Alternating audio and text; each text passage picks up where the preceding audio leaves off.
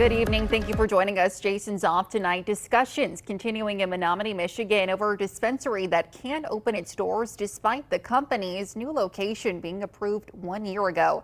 New at 10, Drew Best spoke with the company's co-owner and city officials about the pending lawsuit. Just a few steps away from the Puff Cannabis store that's remained closed despite being ready for business since July, its leadership and employees spoke to the Menominee City Council Monday night, asking them once again for permission to open their store. It's not just about another dispensary. This is some of our livelihood, income we need, healthcare to provide for our families, and medicine that helps people with so many other medical issues. Puff Cannabis had originally been approved to open a store in Menominee last December. But this summer, the community voted to cap the number of dispensaries at 9. The last available spot was given to another company, despite Puff being approved and ready to open before them. The company has since sued the city for $20 million.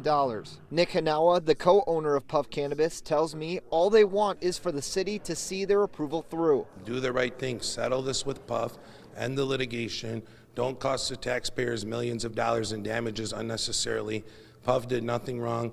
Give us our license, and we can all move on from this. The city manager declined comment while the city works through the lawsuit. Menominee Mayor Casey Hoffman previously instructed the city's legal counsel to work on a settlement offer with Puff.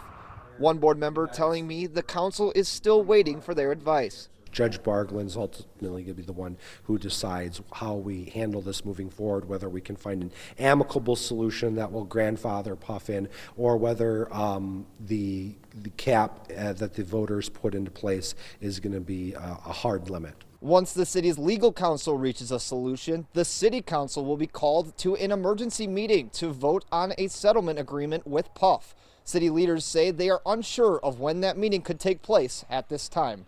Reporting in Menominee, Drew Best, Action 2 News.